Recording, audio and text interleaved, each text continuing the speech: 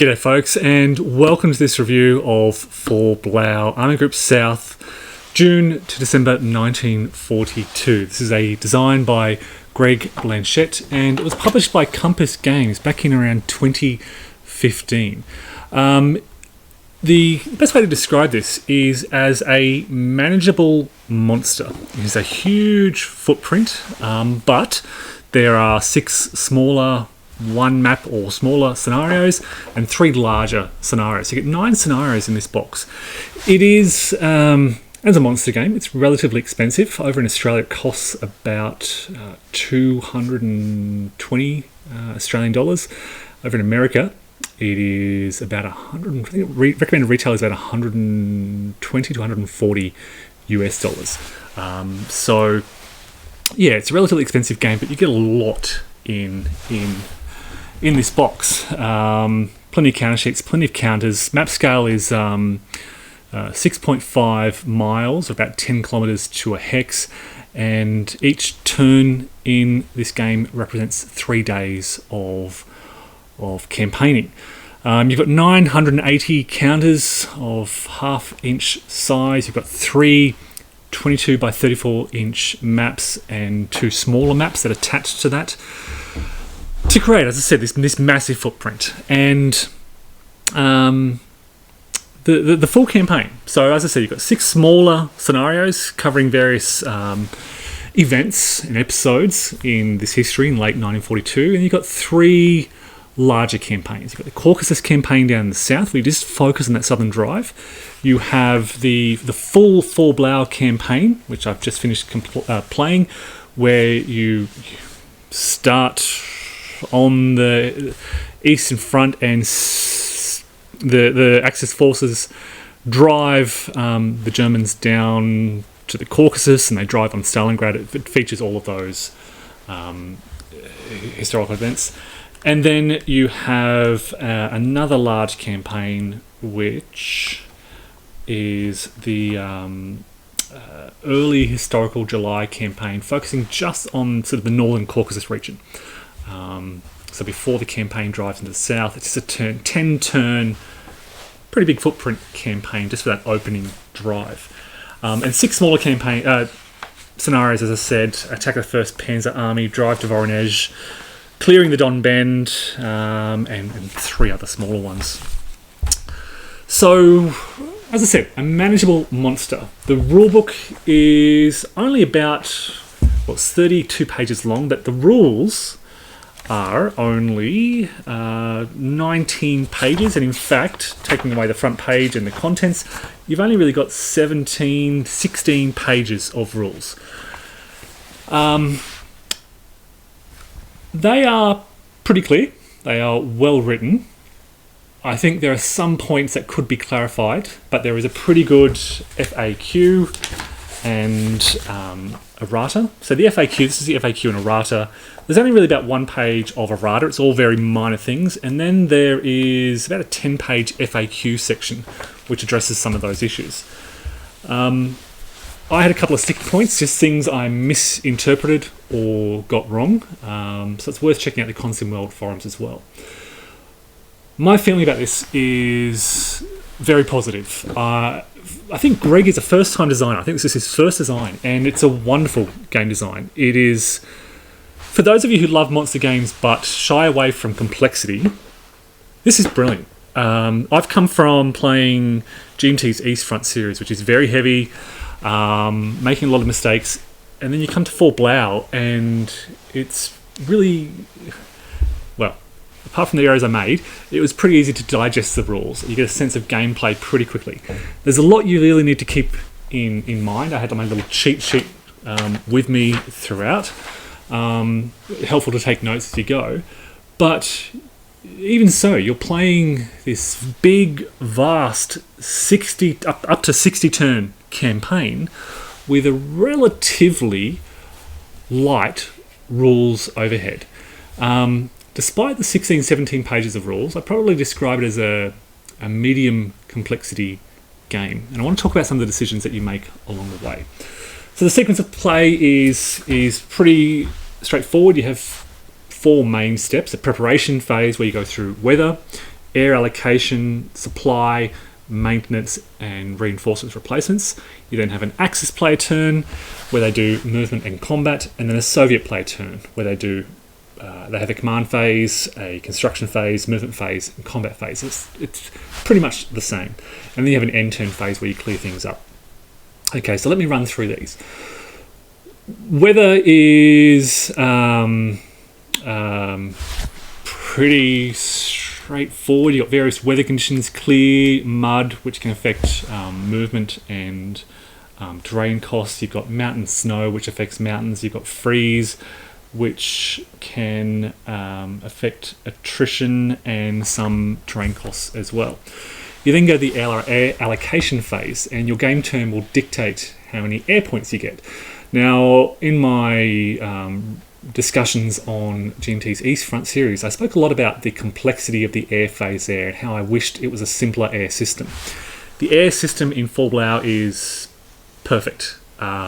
Basically, the Germans have an air allocation. They might get 10 air counters. They allocate these to air zones, whether it's the Voronezh zone, the Stalingrad zone, or the Caucasus zone.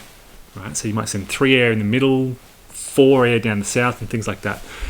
During their turn, they can then allocate this air in these zones to interdiction or to ground combat, and it just basically provides a column shift. The Soviets might get 6 air units, air counters on their turn, and they can counter some of these Axis air zones to negate those column shifts. It is just a very clear way to abstract air superiority, to abstract the implementation of air without burdening players with excessive air combat and administration and air losses and things like that we see in the East Front series. So I absolutely love the way air is represented in that slightly abstract way. You're bringing air units into combat, but you don't have to worry about the administration and all this kind of stuff. It's very easily handled. Supply is also abstracted. It's most important, well, you basically you draw supply to a friendly supply source, unlimited supply range. That keeps units in supply, prevents them from going out of supply and then suffering attrition, isolation, and step losses. Okay, so you always have to stay in supply. Usually it'll be the Soviet player finding their units out of supply. They've been surrounded by Axis forces advancing, they suffer isolation, then they start to suffer isolation attrition, and they'll grind down and surrender. But there are also 2 other types of supply which are handled through the activation of headquarters. And this is where, for the Axis player in particular, they face their most important decisions on a game turn. So you've got supply, units must draw supply to stay in supply. You've also got your Panzer units will have, it's not quite expressed as such in the rulebook, but it's basically a fuel supply. At the start of a turn, you'll be given a supply or a support allocation. You can make this, you've got 2 options here. You can make this a variable die roll based on the phase of the campaign, or you can make it historical. So I chose to make it historical just to stick to historical limitations. And you might be given, let's say, 5 support points. Each of your support points can be used to activate a headquarters. And you're allowed to, well, it's an optional rule, but it's a historical optional rule. You're allowed to activate up to 3 Panzer, I want to say Corps, 3 Panzer Corps, or are they Panzer Army headquarters. And those headquarters can each activate a number of named Panzer divisions. I hope I got that right. So basically you're activating headquarters to then provide fuel allocation for your Panzer divisions. And that fuel allocation enables those Panzer divisions to be supplied with fuel and attack supply, move at their full movement allowance, and attack enemy Soviet forces. So you're making really important decisions here about where do you want to drive. The headquarters you activate in certain areas of the front will enable you to activate Panzer divisions in that area of the front for full movement and then attack supply. And it's a very important decision. panzer divisions which don't get that headquarter activation and support only move at, I think, half their movement rate, and I don't think they can attack at all. And as the Russians are trying to retreat, they're unlikely to even reach the Russian front. So that's one of the most important decisions the German player makes. And you've got a lot of panzer divisions, you've got a lot of headquarters spread throughout. In addition, though, you're also activating army headquarters, German army headquarters, to provide combat supply for your infantry divisions. And that's another important decision. Where are your infantry moving to support your panzer divisions? They have a lower movement rate. Your panzer divisions can move at 10 hexes per turn, full movement. Your infantry divisions only move at 6. So where are your infantry divisions, and are they in a position to support your headquarters? So your infantry divisions tend to have combat ratings, better combat ratings, which I'll talk about in a moment, and they can be very valuable in supporting your panzer divisions if you can get them in the right position and if you can get them with combat supply in the right area. It's worth noting that the army headquarters, if I'm naming them correctly, have a smaller command range, so they only have a very limited area of combat support. So you need to get those army headquarters close to your Panzer Corps headquarters as well. And these are all very interesting decisions that you're making. You're making decisions about, okay, so you've got your Panzer divisions driving, where's my main axis of advance, where are my Panzer Corps headquarters to support that advance, to supply fuel for my Panzer divisions, and where are my infantry divisions to support that, perhaps support the flank, and get my army headquarters in place to support those infantry as well. That may sound complex, but the decision is really quite simple. You flip a headquarters to its supported side, you pick 2 named panzer divisions, and that's it. They're in fuel, they can move. Any panzer divisions that you're not supporting, you can place a limited support marker on them, or just ignore them if you can really remember, and away you go. Move, conduct combat.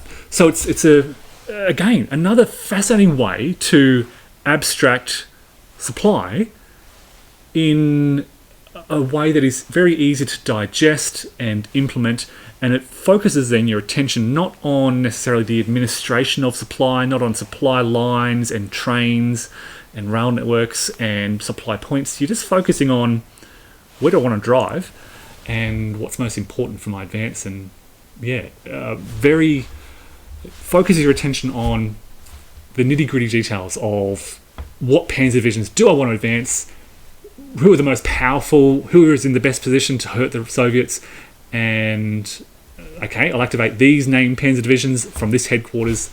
It's really nice. It focuses your attention on the fun stuff. As much as I love rail building, as much as I love extending rail lines, it's a nice way just to abstract that all out into a very easy to understand system. Yes, so that's basically supply and maintenance. You'll have reinforcements, you'll have replacements, and you'll have withdrawals. Fairly standard fare here. You have reinforcements, Russian-Soviet reinforcements coming on. The Soviets typically have a long list of strong reinforcements coming on regularly. The Axis forces have a much weaker list of reinforcements coming on occasionally. The Soviets get a lot of replacements, and they can rebuild their units. I found the problem for the Soviets is getting their units away from the lines and in a safe place to rebuild, particularly during the first 10 turns when they're trying to get the heck out of the front, trying to get away from the Axis forces and form a solid defensive line. It was always a struggle to place these replacements and rebuild these units in a safe area, because when they replace their losses, they can't move for that turn and they're at risk. So you've got to find a safe place for these replacements. Then you get to the Axis player turn, and as I said, you've activated your headquarters, you've designated your panzer divisions for movement, and you begin moving. And the game really evolves. I mean, this is a 60-turn game, so you've got the initial breakout in June 1942. You've got the attempt to surround Soviet forces on the front. You've got the drive to Rostov. You've got the attack on Voronezh. You've got the drive down the Donets and Don rivers, attempts to cross the Don rivers, attempts to hit into the Caucasus, perhaps. What depending on what scenario you're playing, okay, so there are, for the full campaign, you draw a Hitler objective chit, and this will give you basically a win condition. But this changes over time. You'll draw another Hitler objective chit at about turn 10 or 11, which might change your objective. You'll draw another one at around turn 26, 27, which might change it again. And these objectives could be to drive down in the Caucasus, capture the oil fields. It could be to capture Stalingrad and cross the Volga, all these kind of things. So, yes, you're driven by Hitler's goals and what he wants to achieve via this random chit draw. So the game is very fluid and it's changing and very variable. It's unlikely you'll have the exact same experience on a second playthrough of the campaign. A third playthrough, you'll draw different objective chits. You'll be driven towards certain goals and they'll change in certain directions. There's a lot to explore in terms of possibilities here for your advance. Just the very opening move, you decide what headquarters to activate, what headquarter groups to activate, and you can try out different strategies, and that will change the situation almost immediately. I focused on a northern drive, attacking down from the north towards the south, trying to encircle the Soviet units. You could instead activate Axis forces way down the south near Rostov and aim to capture Rostov very early on. And from there, where do you go? Do you cross straight over into the Caucasus and start driving south immediately, or do you shift to the north? There's a lot you can do, a lot of replayability and area for exploration of these historical campaigns. So movement is, as I said, fairly straightforward. Your panzer divisions will have typically a movement rate of 10. Your infantry will have a movement rate of 6. Very easy to implement. The terrain is beautifully clear. The map art on this is wonderful. I think it's Knut Grunitz. Yes, it is Knut Grunitz map art. Colourful, clear, aesthetically pleasing, without kind of getting in the way. The colours are not too dark, such that they hide the counters. The colours are not too light, such that you can't see it. It's just, again, the perfect balance of shading and colouring. So once you've moved, there's also, I should mention, there are rules for mobile assaults and overruns. You can overrun basically cadre units and headquarters, things that are very weak and vulnerable.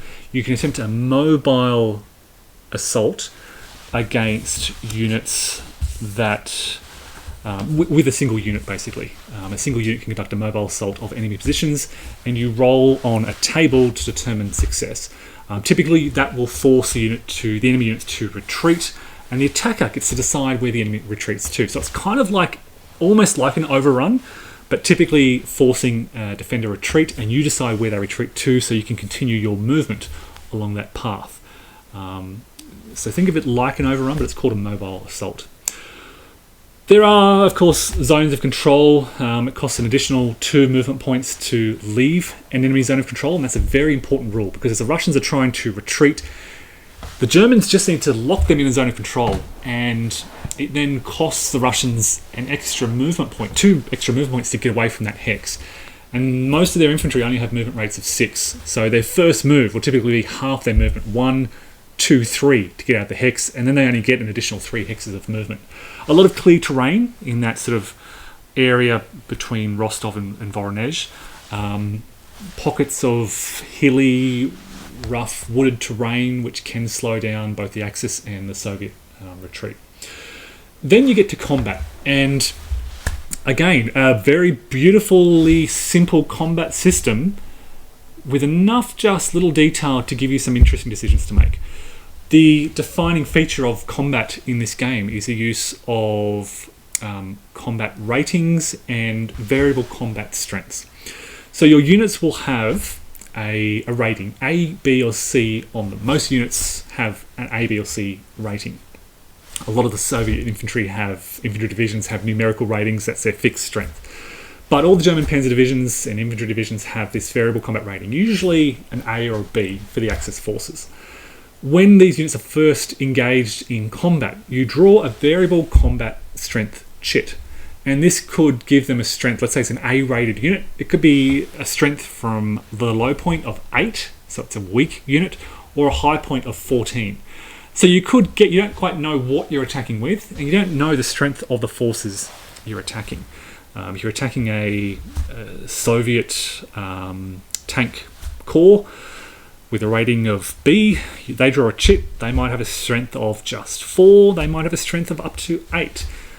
So it creates this fog of war on both sides where you just don't know what you're attacking. Once those strengths are determined, you kind of identify your strong panzer divisions. Okay, I've drawn a 14 and 11 here for this panzer division. That gives them a strength of 25. They're my hard-hitting panzer division. I'll lead them out at the front.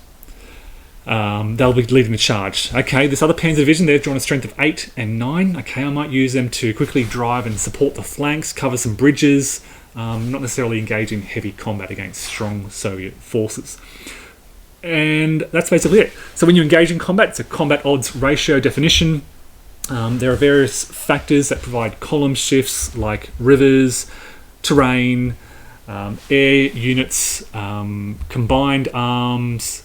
There are rules for surrounding enemy forces, other little things like that. So they basically provide column shifts left or right, very easy to grasp and understand, but enough that gives you some interesting decisions. Do I try to overrun here? I want to try and bring a combined arms assault here. Certain terrain isn't beneficial or can't be used for combined arms. You've got to be careful of that.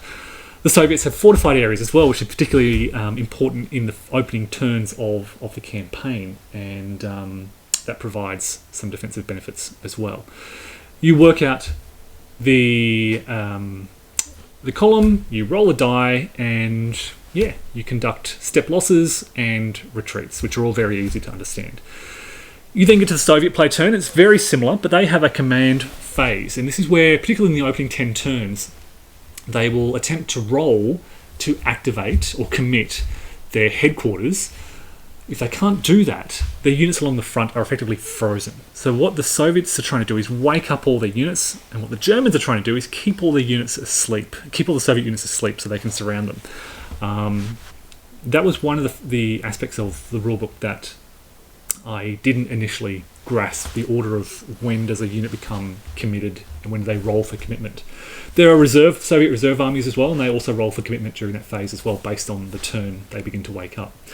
There's a Soviet construction phase where they can construct fortifications, an optional rule as well, and then they do movement and combat. Now, the Soviets, particularly in the opening 15 turns, are just trying to retreat and survive, and it's a critical thing. The Soviets need to retreat with sufficient forces to form a solid defensive line. It's very difficult for them to do so. They don't want to fight, they don't want to counterattack. They need to balance between trying to slow down the Axis forces and surviving. And inevitably, with these big, heavy-hitting panzer divisions, the Soviets are in trouble and they will suffer horrific losses. They just need to try to get out and beyond the Don River with enough surviving forces to form a decent defensive line. And then to the end phase, where you turn everything up. A pretty relatively easy to moderate game to understand. There are some great illustrations in the rulebook to clarify a few of the key points like zones of control and combat. There are designer's notes. There are a lot of optional rules in here as well. Even within the full campaign, you have... So I played with the historical options, recommended for historical play. There are a lot of other additional gameplay options, like the construction of Soviet fortifications, things like that. But then within the campaigns, within the scenarios, you also have operational options where you can bring on reinforcements early at a cost of victory points, or you can cross the Kerch Peninsula at a cost of victory points. Things like this that give you those options just to change gameplay up a bit. And as I said, there are quite a few of those to ensure there's a lot of replayability.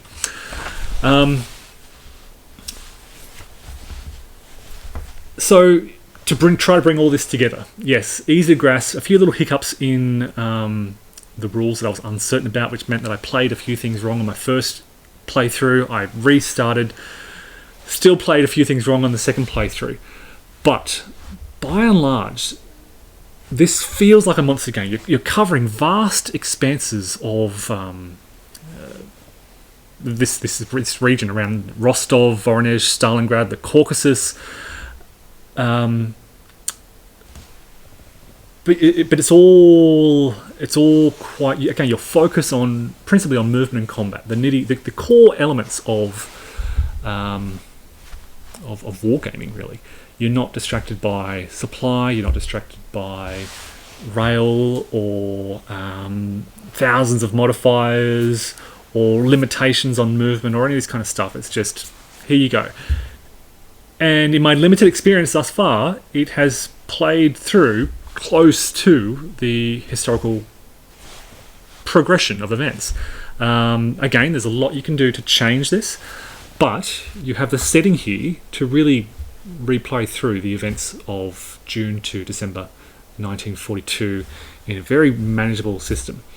And it looks great. The colours, as I said, the units really stand out. Rivers play a major role, river crossings, things like that. There are pontoon bridges you can use. There are limitations on crossing rivers and movement restrictions and so forth. But all very interesting to play through. I'll briefly point out, there are also simple rules to kind of limit or encourage the Axis player to adhere to those historical advances. So if they try to cross over and start shifting to the north too much, it activates additional Soviet forces and doubles the Soviet replacements. So the Axis forces become penalised if they try to break too much from the historical path of advance. Basically, they try to cross over the Don and drive towards Stalingrad from the north. They'll be punished by the Soviets being allowed to bring on more reinforcements. So they can do that. It's just the Soviets panic and start bringing more reinforcements down from the north to stop that northern advance. All up, folks, this is a brilliant game. It's unfortunately out of print, but I should point out that Greg's sort of sequel to this, Kharkov Battles, I think it's called, was subsequently released and uses similar gameplay elements in more focused scenarios. If you're a fan of Stalingrad 42, check out For Blau. You may ask the question, how does it compare to Stalingrad 42? It feels like you have much more open movement. It feels... You've got smaller hexes here, and there are more hexes within the environment. So you've got a lot more room for movement. Whereas in Stalingrad 42, the Soviets form hex bonds relatively easier to block an area. In For Blau, there's a lot more room to cover between, let's say, the Don River and the front line, and the Soviets literally need to put units in those areas. It feels like there's a lot more movement going on, higher movement rates. Because the hexes are smaller, they're using these rates to cover similar distances, but they're moving more. So there's more going... It feels like there's more happening in For Blau, if that makes sense. I'm a big fan of Stalingrad 42. I've spoken a lot about what a wonderful design that is, by Mark Simnich. There's certainly scope. It feels different because of the map design, because of the hex scale, because of the cannon design, because of those support and supply rules, and the way you're moving forces around. It really does feel like a very different game, and I'm glad I've got both. There is scope, certainly scope for both. There is, it's not an either or sort of decision. If you were to ask me which is better, Stalingrad 42 or For Blau, I couldn't say. I would. This has a bigger footprint. This has more counters. This is more expensive. This covers more campaign, more of the history as well. You get the full package here where it covers the Caucasus campaign, the drive down to the oil fields in the southeast. So you probably get more with this. I'm mindful of the expansion for Stalingrad 42 as well, which adds to that. But just in the base game alone, you get more in For Blau, but it's twice as expensive. So if cost is an issue for you, you might want to go towards Stalingrad 42, but I should probably talk more about that in a later comparison video. If you've been on the fence about full Blau, get off it and pick it up. Wonderful, wonderful design. I love the decisions that Greg has made in the abstraction of supply, of air power, of combat. It makes it a very, very playable, enjoyable, satisfying, engaging game. Check it out. Pick it up if you get a copy. It's brilliant. Folks, thanks for watching. That's full Blau. Take care.